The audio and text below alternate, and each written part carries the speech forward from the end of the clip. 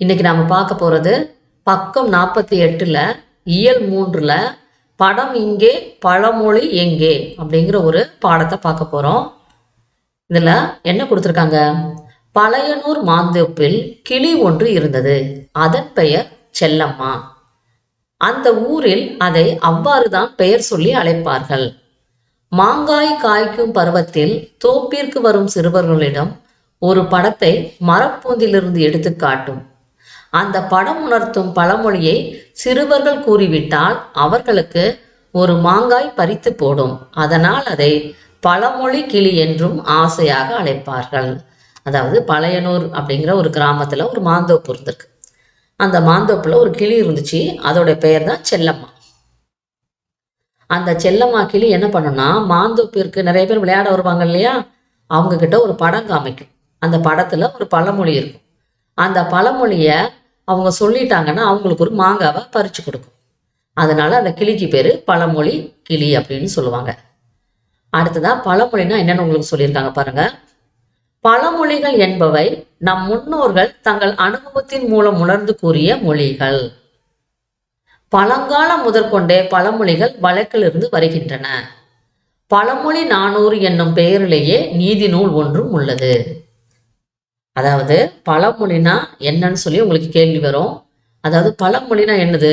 நம் முன்னோர்கள் தங்கள் அனுபவத்தின் மூலம் உணர்ந்து கூறிய மொழிகள் தான் பழமொழி. அடுத்ததா, மரத்தில் மாங்காய்கள் காய்த்து தொங்குவதை கண்டு சிறுவர்கள் ஒவ்வொருவரும் தோப்புக்கு வர தொடங்கினர். அதாவது மாங்காய்க்குன்னு ஒரு சீசன் உண்டு இல்லையா, அந்த டைம்ல மாங்காய் காய்க்க ஆரம்பிக்கும் மாமரத்துல. அப்படி காய்க்க ஆரம்பிக்கும் போது நிறைய சிறுவர்கள் அந்த தோப்புக்கு வராங்க. அதுல ஒரு சிறுவனோட பேர் வந்து பிரபு. அவன் என்ன சொல்றான் பாருங்க, செல்லம்மா நான் பிரபு வந்திருக்கிறேன் அப்படின்னு சொல்றான். உடனே செல்லம்மா கிளி என்ன சொல்லுது, ஓ பிரபுவா, நன்றாக இருக்கிறாயா அப்படின்னு சொல்லி கிளி கேட்குது. உங்க எல்லாத்துக்கும் தெரியும் கிளி வந்து பேசும் இல்லையா, அதனால அது அப்படி கேட்குது. உடனே பிரபு அவனுக்கு சொல்றான், நான் நன்றாக இருக்கிறேன், உன்னை பார்த்து விட்டு மாங்காய் பறித்து செல்லலாம் என வந்தேன் அப்படின்னு சொல்றான். கிளியை பார்த்து நான் நல்லா இருக்கிறேன், உன்னை பார்த்துட்டு போலான்னு வந்தேன், அப்படியே மாங்காவும் பறிச்சுட்டு போகலாம் அப்படின்னு தான் இங்கே வந்தேன் அப்படின்னு சொல்றான்.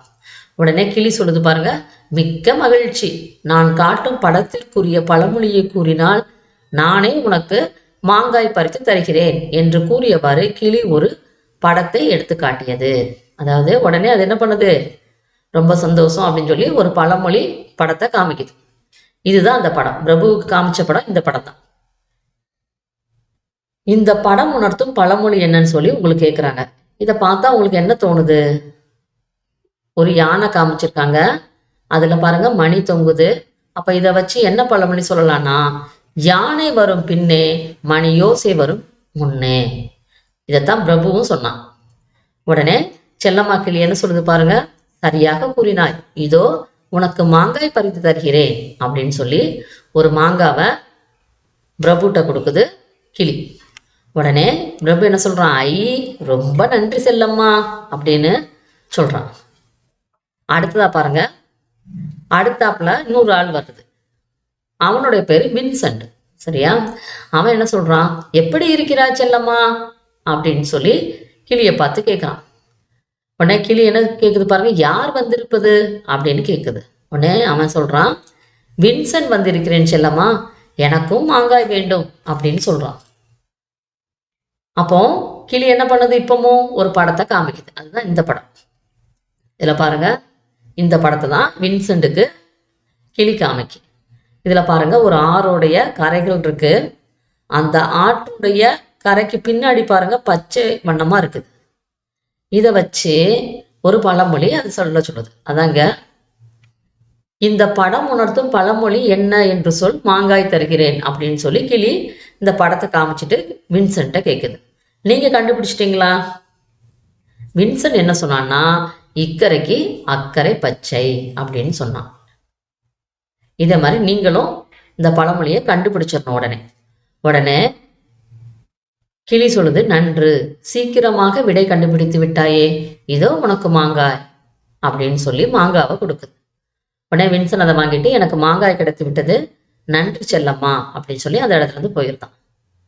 பக்கத்துல கனிமொழி நின்றுட்டு இருக்கா. ஆனா ரொம்ப அமைதியா நின்றுட்டு இருக்கான்.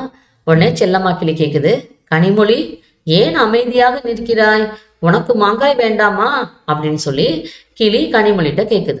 உடனே கனிமொழி சொல்றா, வேண்டும் செல்லம்மா அப்படின்னு சொல்றா. உடனே கிளி என்ன பண்ணுது, அவளுக்கும் ஒரு படம் காமிக்குது. என்ன படம் காமிச்சது அப்படின்னு பார்த்தீங்கன்னா, இந்த படம் தான் காமிச்சது. கிளி செல்லம்மாட்ட இந்த படத்தை காமிச்சது. அதில் வந்து பாருங்க, ரொம்ப வேகமாக காத்தடிக்குது. அதே நேரத்தில் பக்கத்தில் அம்மிக்கல் பறந்து போகிற மாதிரி காமிக்கிறாங்க. சரியா? இந்த படத்துக்கு தான் செல்லம்மாட்ட ஆன்சர் கேட்குது கிளி. உடனே செல்லம்மா சூறை காற்று வீசுது அப்படின்னு சொல்றா. உடனே கிளி என்ன சொல்லுது, இல்லையே கனிமொழி, இன்னும் கொஞ்சம் யோசி அப்படின்னு சொல்லுது. ஏன்னா இந்த பழமொழி கிடையாது, உனக்கு நான் வேற பழமொழி கொடுத்துருக்கேன், நீ நல்லா பார்த்து சொல்லு அப்படின்னு சொல்லி கிளி வந்து அவட்ட சொல்லுது. உடனே அவன் கொஞ்சம் யோசிக்கிறான். ஆடிக்காற்றில் அம்மியும் பறக்கும் அப்படின்னு சொல்லிட்டான். அதுதான் பழமொழி இல்லையா? உடனே செல்லம்மா கிளி சொல்லுது, அழகாக கூறினாய், இதோ மாங்காய் வாங்கிக்கொள் அப்படின்னு சொல்லுது. உடனே செல்லம்மா கேட்குறா, உண்மையாகவே நான் அழகாக கூறினேனா? நன்றி செல்லம்மா அப்படின்னு சொல்லிட்டு அவள் அந்த இடத்த விட்டு போயிருந்தா. அடுத்ததா, என் நண்பன் முகமது வந்திருக்கிறான் செல்லம்மா அப்படின்னு சொல்லி சொல்றா. உடனே கிளி சொல்லுது, அப்படியா, இதில் உள்ள பழமொழி என்ன என்று கூற சொல், மாங்காய் தருகிறேன் அப்படின்னு சொல்லுது. உடனே இந்த படத்தை முகமதுக்கு கிளி காமிக்குது. இதில் பாருங்க, ஒரு ஆலமரம் இருக்குது, ஒரு வேலங்குச்சி, ஒரு சிறுவன் சிரிக்கிற மாதிரி இருக்குது. அடுத்து நாலடியார் நூல் கொடுத்துருக்காங்க. நாலடியார் நூலில் செய்யுள் எப்படி இருக்கும், 4 அடிகளாக இருக்கும், உங்களுக்கே தெரியும். இது தவிர திருக்குறள் இதில் பார்த்தீங்கன்னா 2 அடியாக இருக்கும் இல்லையா? இதில் ஒருத்தன் பேசுகிற மாதிரி, பேசும்போது என்ன வரும், சொற்கள் வெளியே வந்து விழும் இல்லையா? அந்த மாதிரி காமிச்சிருக்காங்க. இதை பார்த்த உடனே முகமது என்ன பண்ணுறான், எனக்கு தெரியும் கூறுகிறேன் அப்படின்னு சொல்லிட்டு பழமொழியை சொல்கிறான். என்ன பழமொழி? ஆளும் வேலும் பல்லு குருதி, 4ம் 2ம் சொல்லு குருதி அப்படின்னு சொல்றோம். உடனே கிளி என்ன சொல்லுது, மிகவும் அருமை, நான் உனக்கு மாம்பழமே தேடி பறித்து தருகிறேன். ஏன்னா ரொம்ப ஒரு கடினமான பழமொழி இது. சரியா?